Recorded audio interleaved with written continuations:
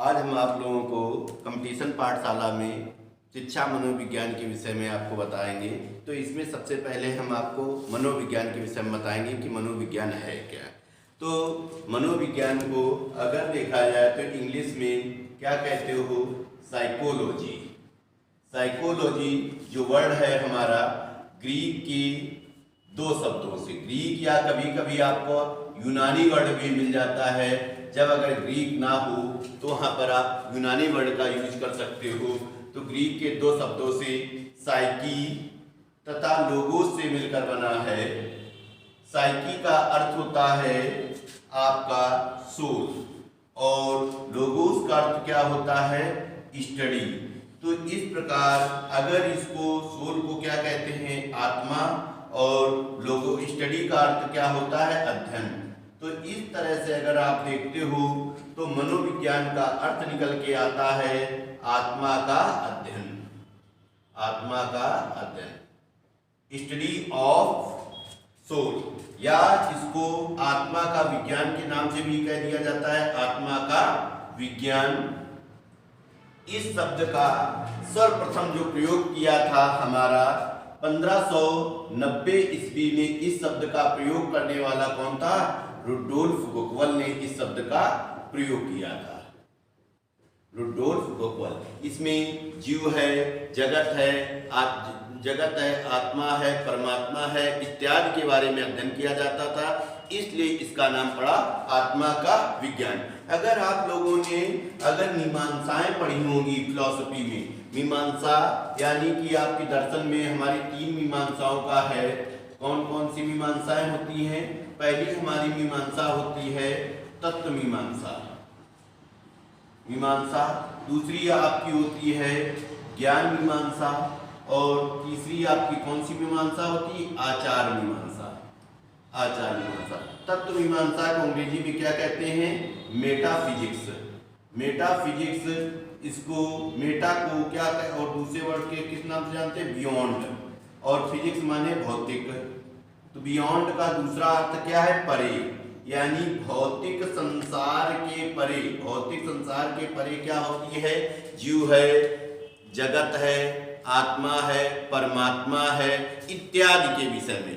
तो इत्यादि के विषय में अध्ययन करने कारण इसका, तो इस तरह से कहा जाए जो साइकोलॉजी वर्ड है ये कोई स्वतंत्र विषय नहीं था, ये हमारे दर्शन शास्त्र की एक शाखा थी। तो साइकोलॉजी का जन्म दर्शन शास्त्र के अंतर्गत होता है, और इस शब्द का क्या अर्थ है, आत्मा का जो शाब्दिक अर्थ है, आत्मा का अध्ययन या आत्मा का विज्ञान। अगर भारतीय दृष्टिकोण में देखा जाए तो इसका शाब्दिक अर्थ क्या होगा, मनोविज्ञान। आप हिंदी में लिखते हो मनोविज्ञान को, अगर आप देखो तो क्या लिख सकते हो, मन का विज्ञान। तो इस तरह से अगर साइकोलॉजी शब्द के दो शाब्दिक अर्थ निकल के आते हैं, एक आत्मा का अध्ययन जो हमारे पाश्चात्य दृष्टिकोण से है, दूसरा जो हमारा भारतीय दृष्टिकोण से है, तो इसको कहोगे मन का विज्ञान। अगर आपका क्वेश्चन लिख के पेपर में आता है कि मनोविज्ञान का अर्थात साइकोलॉजी का शाब्दिक अर्थ है मन का विज्ञान, दूसरा आत्मा का अध्ययन, तीसरा चेतना का अध्ययन, चौथा आपका व्यवहार का अध्ययन, तो क्या होगा, आत्मा का अध्ययन। फिर हम मन का विज्ञान नहीं लिखेंगे। ऑप्शन में 4 ऑप्शन दे दिए, चारों अलग अलग थे, तो वहां पर फिर हम किसको वो करेंगे, पाश्चात्य दृष्टिकोण को वरीयता देंगे, उसको नाम देंगे आत्मा का अध्ययन या आत्मा का विज्ञान। अगर आज इसके विषय में कहा जाए तो इसके इतिहास के विषय में हम चलते हैं, तो इसके इतिहास के विषय में थोड़ा हमें इसके पास्ट में चलना होगा। पास्ट में चलने के लिए इसको देखते होंगे, इसको किस तरह नाम से जाना जाता है। तो हम मनोविज्ञान के अगर इतिहास के बारे में बात करें कि मनोविज्ञान का इतिहास क्या है, या इसका विकास क्रम कह दिया जाए कि विकास क्रम क्या है, विकास क्रम मनोविज्ञान का, तो सबसे पहले इसको क्या नाम दिया गया, आप आत्मा का विज्ञान। आत्मा का विज्ञान ये ईसा पूर्व से लेकर 16वीं शताब्दी तक का बहुत लंबा समय है। 16वीं शताब्दी तक का इसको प्राचीन काल भी कहा जाता है। प्राचीन काल में यानी ईसा पूर्व से लेकर 16वीं शताब्दी तक इसको क्या कहा गया? आत्मा का विज्ञान। किसने कहा? सुकरात, प्लेटो, अरस्तु, डेकार्टे और हब्स। इन लोगों ने मनोविज्ञान को क्या कहा? आत्मा का विज्ञान। इस पर ये सारे आपके कौन से हैं? दार्शनिक है, कोई भी नहीं इनमें से मनोवैज्ञानिक नहीं है। अगर इसमें देखा जाए तो सुकरात गुरु था प्लेटो का, प्लेटो गुरु था अरस्तु का, और अरस्तु गुरु किसका था? अलेक्जेंडर का, यानी सिकंदर का। तो एक गुरु शिष्य की परंपरा भी चली आती है। तो हम सबसे पहले इनमें से प्लेटो के विषय में भी थोड़ा सा पढ़ लें कि प्लेटो क्या है। तो सुकरात के विषय में, तो सुकरात यूनान में एथेंस नगर का रहने वाला था और बहुत ही कुरूप व्यक्ति था। ये अपने यहाँ के कबीर मान लो और वहाँ का सुकरात मान लो। जिस तरह से सुकरात पढ़ा लिखा नहीं, कबीर पढ़े लिखे नहीं थे, जुलाहे का काम करते थे, इसी तरह से हमारा सुकरात पढ़ा हुआ लिखा हुआ नहीं था और मूर्ति सज्जा का कार्य करता था। ये अपने सभाओं में धीरे धीरे इसने लोगों से प्रश्न करने लगा। प्रश्नोत्तर विधि का प्रतिपादक, इसीलिए पूछा जाता है प्रश्नोत्तर विधि का प्रतिपादक कौन है? तो सुकरात है। तो ये लोगों से प्रश्न करता था, आत्मा क्या है, परमेश्वर क्या है, ईश्वर क्या है, जगत क्या है, कर्तव्य क्या है। तो ये बहुत सारे, और लोगों से उन्हीं के प्रश्नों को हल निकालने लगता था। धीरे धीरे कंडीशन ये हो गई कि सुकरात की सभाओं में बहुत सारी भीड़ लगने लगी, जिससे वहाँ का राजतंत्र हिल गया और उसने सुकरात पर लगभग 3 आरोप लगाए गए। और उन पर सुकरात पर क्या 3 आरोप लगाए गए? कि सुकरात ने अपने नए देवी देवताओं का निर्माण कर लिया है, यहाँ के राज विद्रोह करना चाहता है और यहाँ की जनता को गुमराह कर दिया है। तो लगभग 10,000 लोगों की गवाही हुई और 10,000 की गवाही में सुकरात को क्या दिया गया? 2 सजा दी गई, या तो एथेंस नगर छोड़कर चले जाइए या मृत्यु का प्याला पी लीजिए। तो पहले अपने यहाँ जैसे फांसी की सजा होती है, तो फांसी की सजा ना होकर जहर का प्याला दिया जाता था। तो सुकरात एक बहुत बड़ा दार्शनिक था, विचारक था। तो उसने अपनी जनता में अपना विश्वास ना खोने की वजह से कि इसने जहर का प्याला पीना मंजूर कर लिया और सुकरात का अंत होता है। पर सुकरात देखो आज भी जिंदा है। सुकरात का कहना था, शिक्षा से मेरा तात्पर्य मनुष्य के मस्तिष्क में अदृश्य रूप से विद्यमान संसार के विचारों को प्रकाश में लाना ही शिक्षा है। अदृश्य रूप से विद्यमान संसार के विचारों को प्रकाश में लाना ही शिक्षा है। तो इस तरह से महान दार्शनिक थे सुकरात, कह सकते हो बहुत एंशिएंट समय में। तो सुकरात का जो शिष्य प्लेटो था, प्लेटो राजशाही परिवार से था, अपनी गुरु की इस तरह निर्मम हत्या से बहुत व्यथित होता है और वो एथेंस नगर छोड़कर चला जाता है। एथेंस नगर छोड़ने के बाद वो कई देशों की यात्रा करता है, जैसे भारत है, सिसिली है, इटली है।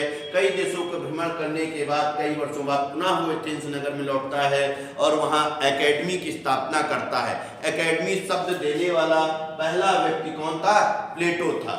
प्लेटो भी आदर्शवादी था और उसका शिष्य अरस्तु था।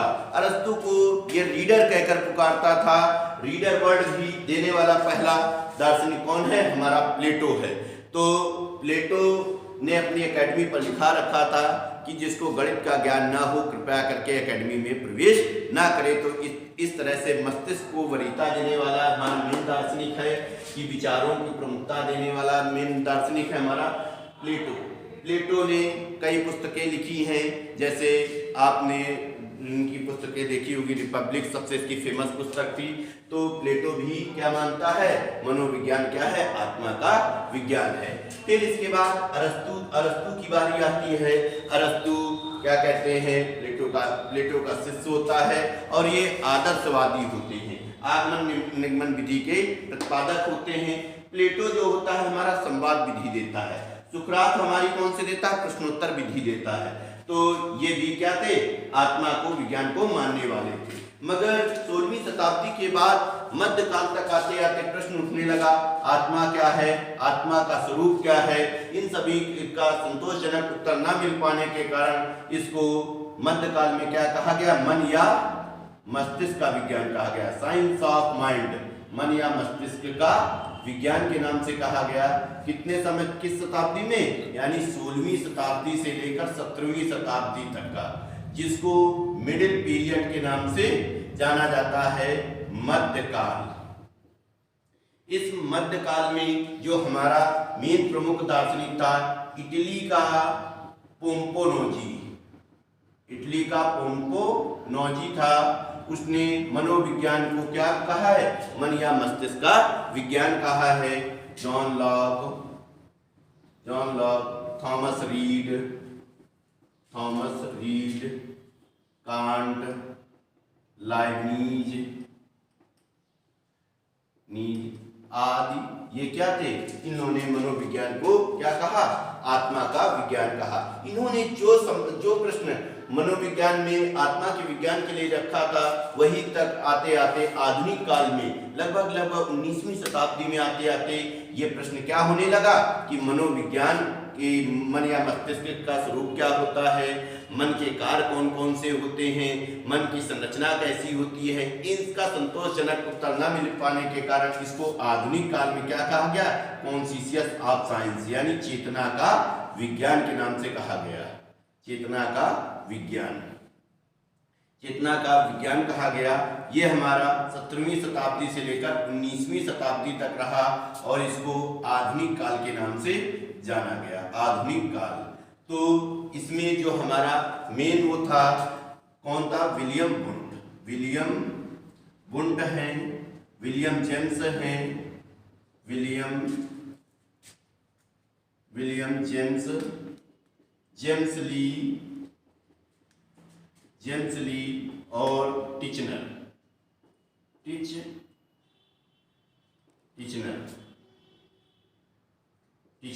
इन लोगों ने क्या कहा, मनोविज्ञान क्या है, चेतना का विज्ञान।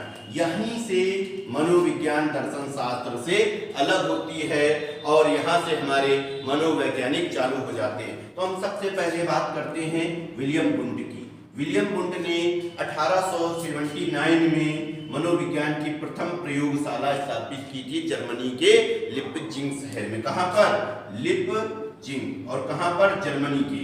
तो जर्मन थे, तो जर्मनी के लिपजिंग शहर में इन्होंने मनोविज्ञान की प्रथम प्रयोगशाला स्थापित करने वाला संसार का पहला व्यक्ति था, कौन, विलियम बुंड।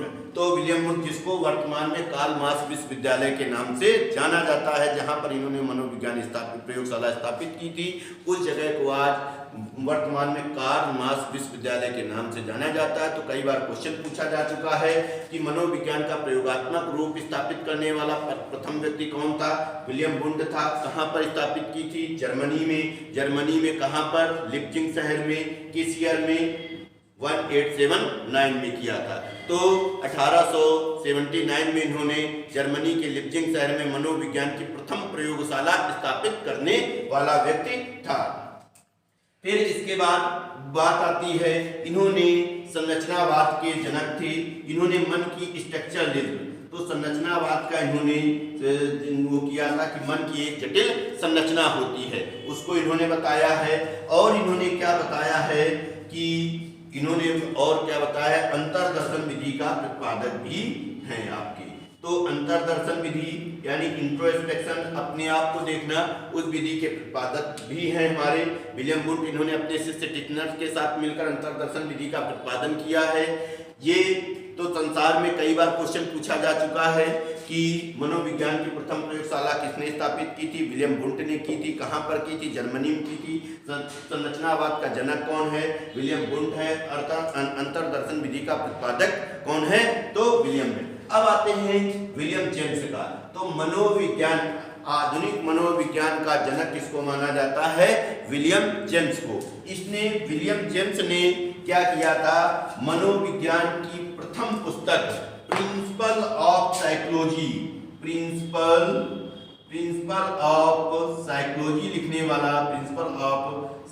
लिखने वाला पहला व्यक्ति कौन था, यानी विलियम जेम्स। प्रकारवाद का जनक है, फंक्शनलिज्म का, कई बार पूछा गया है कि प्रकारवाद के जनक कौन है? William James. तो विलियम जेम्स आधुनिक मनोविज्ञान का जन्मदाता माना जाता है। इसकी जो पुस्तक थी प्रिंसिपल ऑफ साइकोलॉजी को मनोविज्ञान की प्रथम पुस्तक मानी जाती है। दर्शन शास्त्र से मनोविज्ञान को अलग करने वाला मनोवैज्ञानिक कौन था? विलियम जेम्स था। तो इस तरह से कई बार पूछ दिया जाता है, ऑप्शन दे देते हैं कि चेतना का चेतना के विज्ञान से संबंधित है सुकरात, प्लेटो, ओम्पोनोजी या विलियम जेम्स। तो क्या होगा आंसर? William James. मगर फिर वही आ गया, हमारी एक सिद्धांत आ गया सिगमंड फ्रायड का सिद्धांत। सिगमंड फ्रायड ने अपना एक सिद्धांत दिया था मनोविश्लेषणवाद का। तो उन्होंने मन के 3 स्तर बता दिए थे। कौन कौन से? 19वीं शताब्दी में उन्होंने मन के 3 स्तर बता दिए थे, चेतन, दूसरा अर्धचेतन और तीसरा अचेतन। यहीं से हमारा ये फेल हो जाता है चेतना का विज्ञान, और 19वीं शताब्दी में हमारा क्या जाता है? मनोविज्ञान क्या है? व्यवहार का विज्ञान है। यानी कि हमारा नेक्स्ट इसका विकास क्रम 19वीं शताब्दी के बाद यानी वर्तमान समय में देखा जाए तो इसको क्या कहा जाता है? बिहेवियर ऑफ साइंस, व्यवहार का विज्ञान। व्यवहार के विज्ञान के नाम से इसको जाना गया 19वीं शताब्दी से लेकर वर्तमान समय तक। तो वर्तमान में या आज के समय मनोविज्ञान को क्या कहा जाता है? व्यवहार का विज्ञान। इसमें हमारा प्रमुख किसका है? हमारा वाटसन का। जेबी वाटसन का स्थान है, जेबी वाटसन। तो जेबी वाटसन इसके जनक माने जाते हैं। व्यवहारवाद के जनक जेबी वाटसन को कहा जाता है। आपके थॉर्नडाइक हैं, थॉर्नडाइक, पाउलो, स्किनर, ये सब क्या है? व्यवहारवादी हैं। तो हम वाटसन के विषय में थोड़ी सी चर्चा करते हैं कि वाटसन कौन थे। तो वाटसन व्यवहारवाद का जनक है। इसका मानना था मुझे संसार का कोई भी बालक दे दो, मैं उसको जैसा चाहूं वैसा बना सकता हूं। तो इसने इसके लिए करके भी दिखाया। इसका पुत्र अल्बर्ट था। अल्बर्ट को खरगोश का बच्चा बहुत प्रिय था और खरगोश के बच्चे के साथ खेलता था। जब खरगोश के बच्चे के साथ खेलता था तो इसने सोचा कि मैं जैसा चाहूं वैसा बना सकता हूं। तो इसलिए इसने अपने बालक को भी वैसे करने का प्रयोग करने बालक पर भी प्रयोग करने के लिए इसने सोचा। जब अल्बर्ट खरगोश के साथ खेला तो उसने बड़ी तेज आवाज, डरावनी आवाज निकाली। अल्बर्ट डर गया। जब अल्बर्ट डर गया फिर उसने खरगोश को छोड़ दिया। ये कई बार प्रक्रिया अपनाई वाटसन ने। एक ऐसा समय आया कि अल्बर्ट खरगोश के नाम से भी डरने लगा। तो वही जेबी वाटसन थे, इसने अपने स्वयं के बालक पर प्रयोग किया था। इसका सिद्धांत उत्तेजना अनुक्रिया सिद्धांत है, यानी स्टिमुलस रिस्पांस थ्योरी इसका सिद्धांत है, पर वो अपुनर्बलन पर था। थॉर्नडाइक है, स्किनर है, पॉलो है, इनका भी उत्तेजना अनुक्रिया यानी स्टिमुलस रिस्पांस थ्योरी है, पर इन लोगों का पुनर्बलन पर आधारित है। और जेबी वाटसन का जो सिद्धांत था वो पुनर्बलन पर आधारित नहीं था। तो इस तरह से निकल के आता है मनोविज्ञान क्या है? व्यवहार का विज्ञान है। अब आगे देखते हैं किस तरह से व्यवहार का विज्ञान निकल के आता है। तो यहां तक का आप लोगों को क्लियर हो गया होगा कि मनोविज्ञान क्या है और मनोविज्ञान का विकास क्रम क्या चला। तो इस तरह से अगर हम इसको देखते हैं तो मनोविज्ञान निकल के आता है व्यवहार का विज्ञान। तो यहीं से अगर हम इसकी परिभाषा बनाना चाहें तो कैसे बना सकते हैं? विज्ञान एक ऐसा विज्ञान है जो समस्त प्राणियों से समझ रहे होगे। समस्त प्राणियों में आपका कौन कौन से आ जाएंगे?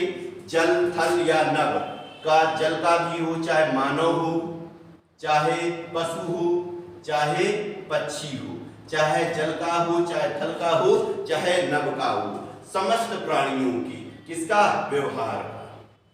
व्यवहार का समस्त प्राणियों की व्यवहार का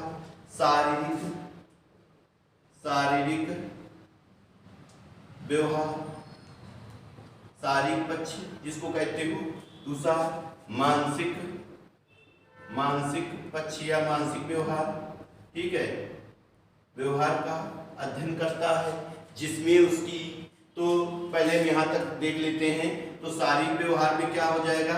बाह्य शारीरिक व्यवहार, बाह्य शारीरिक व्यवहार,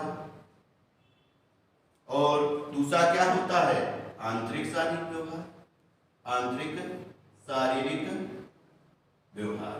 बाह्य शारीरिक व्यवहार में जो आप प्रत्यक्ष देख सकते हो, जैसे आपका दौड़ना है, चलना, फिरना, गाना, रोना, खाना, पीना, ये सारी प्रक्रियाएं क्या है, इनको आप देख सकते हो लोगों की, यानी चलते फिरते व्यवहार को आप देख सकते हो, प्रत्यक्ष देख सकते हो, वो हमारा बाह्य शारीरिक व्यवहार है। पकड़ना, छूना, ठीक है, पकड़ना, छूना, ठीक है, ये सब क्या है बाह्य शारीरिक व्यवहार है। दूसरा आंतरिक शारीरिक व्यवहार, जिसको हम प्रत्यक्ष नहीं देख सकते हैं या महसूस करते हैं, या हम प्रयोगों के माध्यम से या ऑपरेटर्स के माध्यम से इसको जान पाते हैं, जैसे हृदय की धड़कन, हृदय की धड़कन,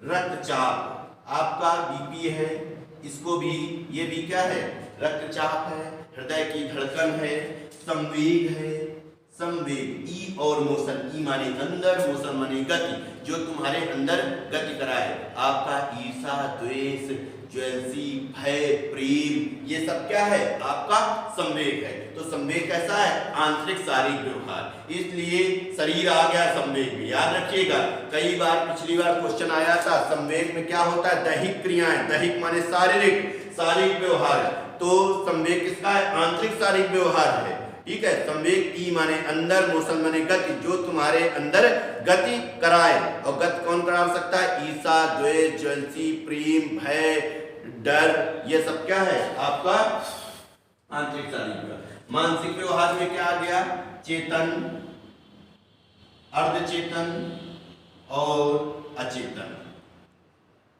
अचेतन, ठीक। तो चेतन मन यानी कि आप जिस पर आपकी इंद्रियों पर पूर्ण नियंत्रण हो, तो चेतनावस्था, अर्धचेतनावस्था वो अवस्था होती है जिस पर थोड़े खोए से, थोड़े से जागे से, यानी कि अर्धबेहोशी की अवस्था है, यानी कि आपके ऊपरी सतह में जो बातें होती हैं वो निकल कर आ जाती हैं। और अचेतन मन में क्या होता है, दमित इच्छाएं और भावनाओं का पुंज होता है, दमित इच्छाओं और भावनाओं का पुंज होता है अचेतन व्यवहार। तो यहाँ से क्या निकल के आता है, मनोविज्ञान एक ऐसा विज्ञान है जो समस्त प्राणियों के व्यवहार के शारीरिक व्यवहार, मानसिक शारीरिक पक्ष या मानसिक पक्ष का अध्ययन करता है, जिसमें आगे और वर्ड जुड़ा है, जिसमें उसका किसका है, इसका मानव, उसका बौद्धिक,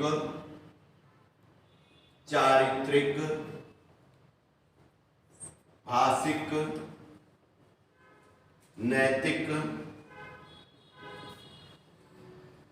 सामाजिक आदि क्रियाएं सम्मिलित रहती हैं। तो आदि क्रियाएं सम्मिलित रहती हैं। अगर इसको हम बहुत छोटे शब्दों में अगर व्यक्त करना चाहें तो इसको हम क्या कर सकते हैं, तो यहाँ तक क्लियर है, मनोविज्ञान एक ऐसा विज्ञान है जो समस्त प्राणियों के, चाहे जल का हो, चाहे थल का हो, चाहे नभ का हो, समस्त प्राणियों के व्यवहार के शारीरिक पक्ष का और मानसिक पक्ष का अध्ययन करता है, जिसमें उसकी बौद्धिक, चारित्रिक, भाषिक, नैतिक, सामाजिक, चारित्रिक इत्यादि क्रियाएं सम्मिलित रहती हैं। अगर इसको हम बहुत शॉर्ट में अगर व्यक्त करना चाहें तो देखो इसको कैसे व्यक्त कर सकते हो कि मनोविज्ञान एक ऐसा विज्ञान है जो समस्त प्राणियों के संपूर्ण व्यवहार का, कौन सा वर्ड जोड़ा हमने, संपूर्ण व्यवहार का, संपूर्ण व्यवहार में उसका क्या होगा, शारीरिक व्यवहार, मानसिक व्यवहार, उसका सामाजिक व्यवहार, उसका चारित्रिक व्यवहार, उसका नैतिक व्यवहार, उसका चारित्रिक व्यवहार, उसका नैतिक व्यवहार, उसका सामवेगिक व्यवहार, उसका बौद्धिक व्यवहार, उसका बौद्धिक, उसका व्यवहारिक, तो समस्त व्यवहार, यानी मनोविज्ञान एक ऐसा विज्ञान है जो समस्त प्राणियों के संपूर्ण व्यवहार, संपूर्ण में क्या आ जाएगा, उठना, बैठना, चलना, फिरना, गाना, रोना, गाना, यानी संपूर्ण व्यवहार, चाहे उसका शारीरिक व्यवहार हो, चाहे मानसिक व्यवहार हो, चाहे सामाजिक व्यवहार हो, चाहे चारित्रिक व्यवहार हो, चाहे नैतिक हो, चाहे सामवेगिक हो, चाहे भाषिक हो, बौद्धिक हो, चाहे उसका भाषिक हो, चाहे उसका कौशलात्मक हो, कौशलात्मक व्यवहार, किसी भी तरह का संपूर्ण व्यवहार का अध्ययन करने वाला अगर संसार में कोई विज्ञान है तो इस विज्ञान का नाम है मनोविज्ञान है। तो आज यहीं तक रखते हैं, फिर इसके बाद आगे की क्लास, इस पे आगे का वीडियो आप देखिएगा, उस पर आगे की चीजें होंगी।